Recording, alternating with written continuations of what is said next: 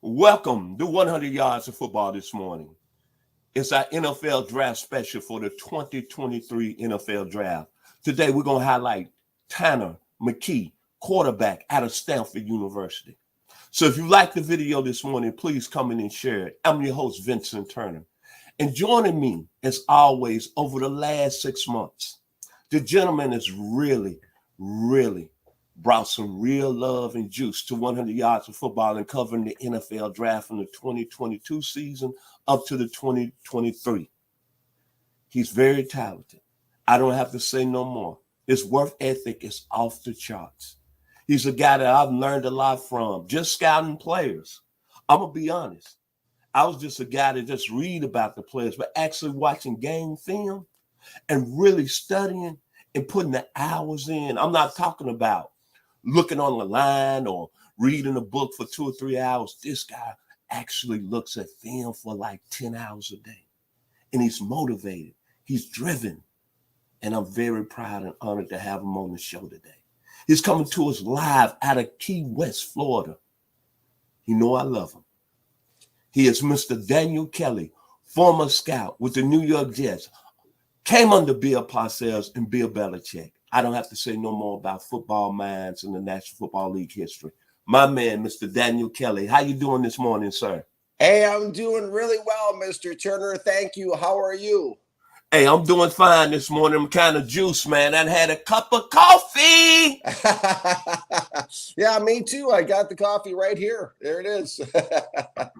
Okay, if you like the video, please come in and share it. So, Mr. Kelly, tell us what you like about Tanner McKee, quarterback, Stanford University. Absolutely. Well, there he is on your screen, and there's a lot to like about him and even more to unpack. Let's talk about him there. You can see him number 18, and look at the size of that frame. Look at that length, 6'6". 228 pounds. Now, I went back on probably one of the only, if not the only draft analyst on a national level that actually talks about the game film, is held accountable to the game film I watched. I don't shoot from the hip. I don't sing with the choir on these guys. In 2021, I went back and looked at games with McKee against USC, Washington, and ASU. And let me tell you something. It took me, you can always tell with the great ones right away. It took me literally about the first 59 seconds. I stopped the video at 59 seconds of the USC game to say, wow, this guy has got it. I mean, everything after that point forward, the rest of the game film only served as further confirmation about what I was seeing. You talk about first impressions. Wow, McKee has greatness written all over him on the game film. I counted maybe what I would call 4 bad throws, maybe 5 in 3 games. Taking a look at him playing, this guy is a classic pro-style, big, strong-arm kid who's as smooth as butter throwing the football from the pocket. He wears number 18. Yes, he does have some of that to him. Yes, he does have some Peyton Manning to him in his body language, the way he carries himself and navigates pocket. And this is somebody also that has some Mac Jones to him. I mean, when I first looked at Mac Jones on the University of Alabama, one of the first things that stood out to me about Jones was his ball placement was precise downfield. I'll get more into that in a moment. This guy on NFL mock draft database is a consensus 3rd round pick. I don't know what anyone's looking at if they talk about this guy being a 3rd rounder. This guy is a classic 1st round franchise type of quarterback. And let me unpack now what I like about him, because there is a lot. And let me touch on, too, is that FanSided had him, I believe, at number 18 overall, and PFF had him at number 6 overall. I'm often at odds with PFF, but I do see him somewhere in that range, being about 15 to 32 in the 1st round is where I have him right now. In terms of what I liked about him, as I said, he's a pure pocket passer. He's a dinosaur. He stands in the pocket. He's got decent pocket mechanics, stands tall in the pocket. I love how downfield focused McKee is. He's downfield minded. What do I mean by that? I mean, he doesn't care about what's going on around him. I wrote him up for Jets Country. If you want to go take a look at the article this week at SI Jets Country, he's downfield minded. He's not focused on the footsteps. He's not focused on what's going on around him. He's downfield minded. His focus is downfield. I love that about him. He's got exceptional poise. He will stare down the barrel of the pass rush, and he will fire and deliver.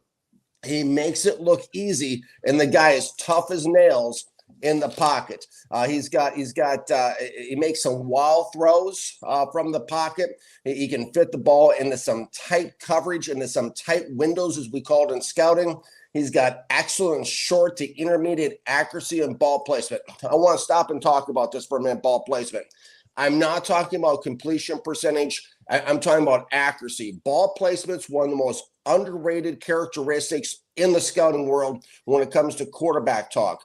Ball placement is putting the ball right where it needs to be, where only the receiver can catch the ball, and also putting the receivers in a spot where they can excel with the yards after the catch and pick up additional yards. A lot of these quarterbacks out there, Zach Wilson, for example, the ball's high, the ball's low, the ball's behind the receiver, the ball's over his head, the ball's all over the road, okay? That's not what we're talking about. We're talking about a Mac Jones type of ball placement quarterback that puts the ball, I mean, even the commentators were amazed. They were like, wow, that's incredible. Where he put that ball. He put on a clinic when it came to ball placement. And again, that's putting the ball in the best position for the receiver to pick up yardage after the catch.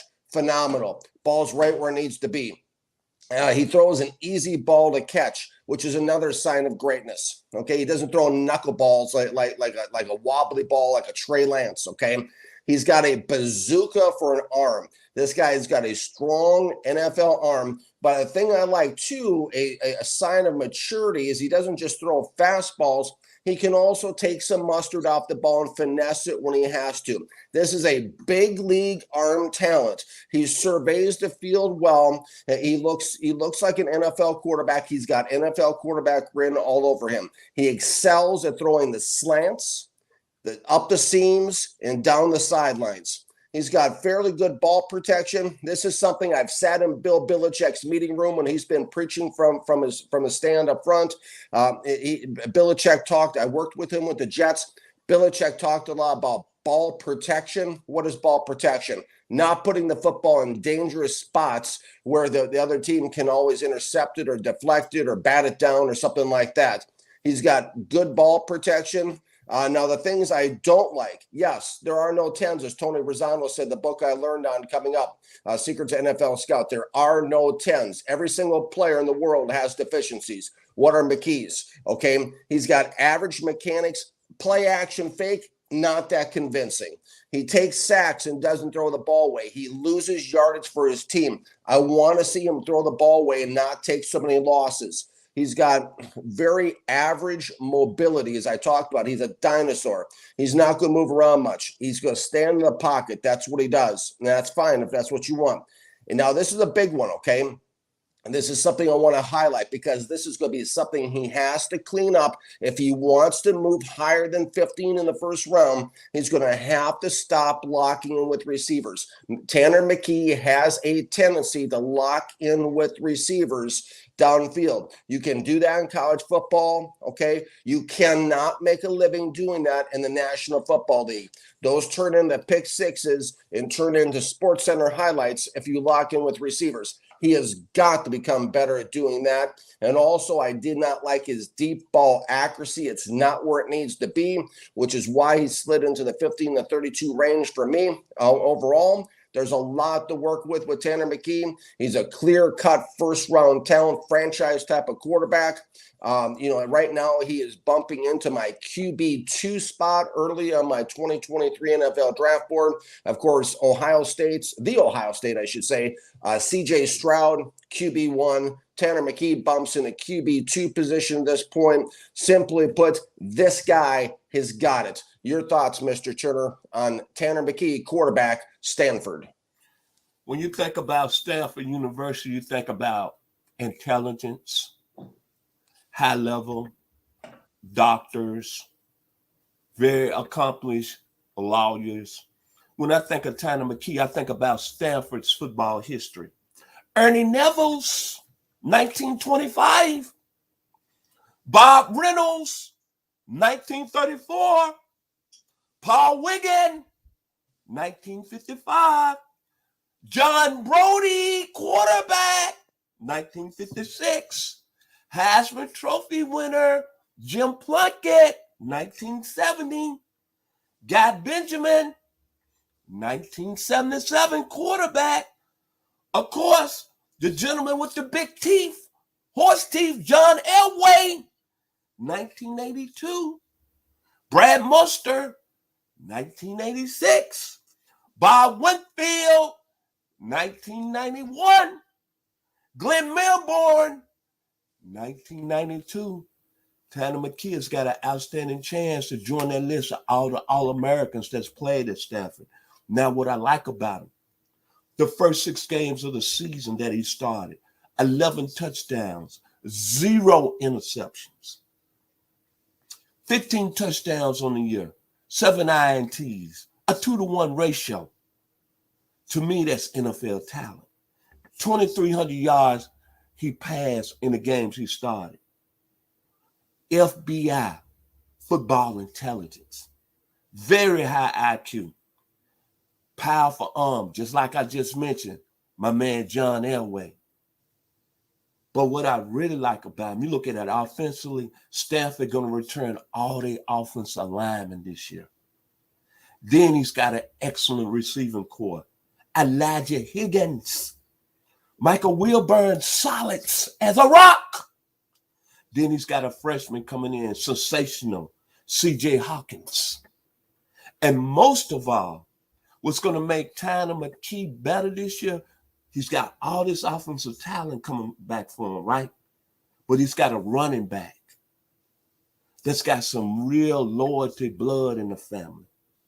I think his daddy ended up as the all-time leading rusher in the National Football League out of Pensacola, Florida.